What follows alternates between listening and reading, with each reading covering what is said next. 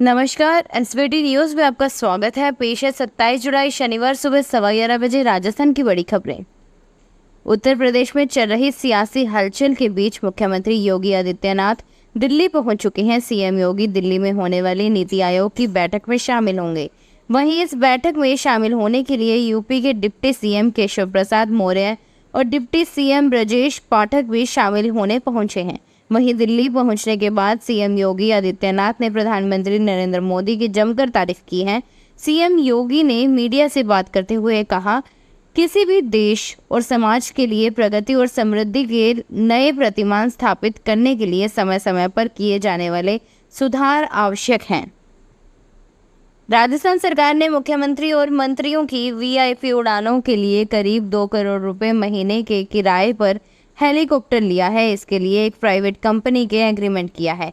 नागरिक उड्डयन विभाग ने विधानसभा में दिए जवाब में इसकी जानकारी दी। साथ ही बताया कि गहलोत सरकार ने हेलीकॉप्टर और चार्टर्ड प्लेन के किराए पर हर महीने औसतन 1.59 करोड़ रुपए खर्च किए थे। नागरिक उड्डयन विभाग ने विधानसभा में दिए जवाब में लिखा कि राज्य सरकार के पास वर्तमान में कोई हवाई जहाज और हेलीकॉप्टर नहीं है। राज्य सरकार ने 5 जून 2024 को नई दिल्ली की Messrs red bird Airways private limited से हेलीकॉप्टर लीज पर लेने का एग्रीमेंट किया है। इस पर हर साल 23.79 करोड़ रुपए खर्च होना अनुमानित है। फैमिली पेंशन के नियमों में बड़ा बदलाव किया गया है। वित्त विभाग जयपुर के संयुक्त शासन सचिव की ओर से सेवानिवृत्त कार्मिक व उसकी पत्नी की मृत्यु के बाद उसकी विधवा या तलाकशुदा पुत्री को पारिवारिक पेंशन स्वीकृत करने के संबंध में दिशा निर्देश जारी किए गए हैं। निर्देशों की पालना में अतिरिक्त निदेशक भारती राज ने बताया कि विधवा या तलाकशुदा पुत्री तभी पारिवारिक पेंशन के लिए पात्र होगी यदि विधवा पुत्री की स्थिति में उसके पति की मृत्यु हुई हो। तलाकशुदा पुत्री की स्थिति में तलाक सरकारी कार्मिक या पेंशनर या उसके जीवन साथी के जीवित रहने के समय ही हो गया हो और वह उन पर आश्रित हो। उन्होंने संभाग के सभी कार्यालय अध्यक्ष और विभागाध्यक्षों को भविष्य में विधवा या तलाकशुदा पुत्री के पारिवारिक पेंशन प्रकरण विभाग की ओर से जारी निर्देशानुसार तैयार करने के लिए कहा है। उपराष्ट्रपति जगदीप धनखड़ ने कहा है कि संसद को राजनीति का अधिकार बनाना घातक है और कोचिंग एवं शिक्षा का व्यवसायीकरण किसी भी राष्ट्र के विकास में बाधक है। श्री धनखड़ ने शुक्रवार देर शाम यहां दिल्ली विश्वविद्यालय के हंसराज महाविद्यालय के 77वें स्थापना दिवस को संबोधित करते हुए कहा कि युवाओं को अपनी सीमाओं से बाहर आकर सामान्य अवसरों से आगे देखने की जरूरत है। उन्होंने कहा कि कोचिंग और शिक्षा का व्यवसायीकरण किसी भी राष्ट्र के विकास में बाधक कारक है। राष्ट्रपति भवन विभिन्न अवसरों पर राष्ट्रपति और पूर्व राष्ट्रपतियों को भेंट दी गई चुनिंदा उपहार वस्तुओं की ई उपहार नामक एक ऑनलाइन पोर्टल के माध्यम से नीलामी करेगा। राष्ट्रपति सचिवालय के अनुसार यह पोर्टल श्रीमती मुर्मू द्वारा बृहस्पतिवार को उनके राष्ट्रपति पद के 2 वर्ष पूरे होने पर शुरू किया गया था। पहले चरण में करीब 250 बेहतरीन उपहारों की नीलामी की जाएगी। इन उपहारों के लिए बोली 5 अगस्त से 26 अगस्त तक खुली रहेगी। बोली अवधि समाप्त होने के बाद वस्तुएं उच्चतम बोली लगाने वालों को वितरित की जाएंगी। राजस्थान में उदयपुर के थर्ड स्पेस और फ्रांसीसी दूतावास की सांस्कृतिक शाखा आलियांस फ्रांस के संयुक्त तत्वावधान में ओलंपिक महोत्सव का आगाज शुक्रवार को 5 किलोमीटर मैराथन के साथ हुआ। धरोहर संस्थान के केतन भट्ट ने बताया, मैराथन को उदयपुर ओलंपिक संघ के अध्यक्ष सुधीर बख्शी ने झंडी दिखाकर रवाना किया। मैराथन में विभिन्न आयु वर्ग के 260 से अधिक धावकों ने भाग लिया। राजस्थान के जल संसाधन मंत्री सुरेश रावत ने शुक्रवार को विधानसभा में कहा कि राज्य सरकार द्वारा इस वर्ष बजट में फिरोजपुर फीडर के पुनर्निर्माण के लिए 200 करोड़ रुपए के कार्य प्रस्तावित किए गए हैं। श्री रावत प्रश्नकाल में पूरक प्रश्नों का जवाब दे रहे थे। उन्होंने बताया कि केंद्रीय जल आयोग द्वारा फीडर के पुनर्निर्माण की प्रोजेक्ट फिजिबिलिटी रिपोर्ट स्वीकृत की जा चुकी है। राजस्थान में रेल प्रशासन ने यात्रियों की सुविधाओं को ध्यान में रखते हुए अतिरिक्त यातायात भार के मद्देनजर कोटा होकर गोरखपुर में बांद्रा टर्मिनल के मध्य संचालित विशेष यात्री गाड़ी के दोनों दिशाओं में 5-5 फेरे बढ़ाए हैं। कोटा मंडल के आधिकारिक सूत्रों ने बताया कि यह साप्ताहिक विशेष गाड़ी गोरखपुर से 2 अगस्त तक संचालित होनी थी, जिसको 30 अगस्त तक बढ़ा दिया गया है। वापसी में यह विशेष रेलगाड़ी बांद्रा टर्मिनल से 3 अगस्त तक संचालित होनी थी, जिसे 31 अगस्त तक बढ़ा दिया गया है।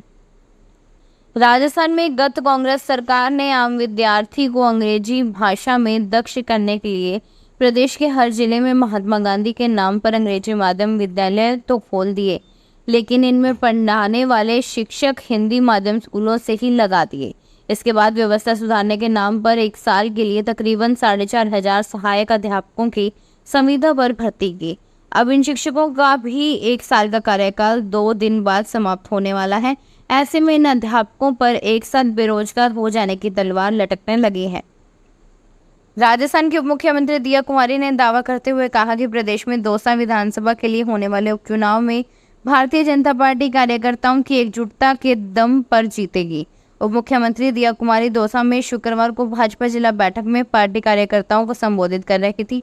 उन्होंने कहा कि केंद्र में भाजपा की सरकार है और अब प्रदेश में भी हमारी सरकार है, जो कि सुशासन, विकास एवं प्रगति को हमेशा प्राथमिकता देती है।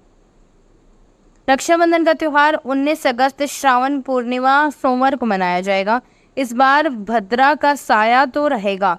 दोपहर 1:31 के बाद से दिन भर राखी बांधी जा सकेगी।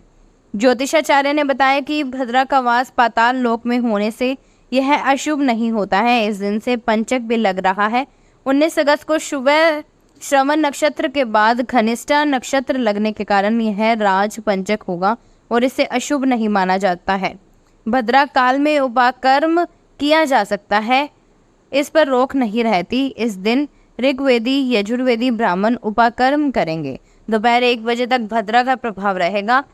इस दिन श्रवण नक्षत्र पूर्णिमा और सोमवार होने से सर्वार्थ सिद्धि योग भी बन रहा है। साथ ही व्रत की पूर्णिमा भी इसी दिन रहेगी।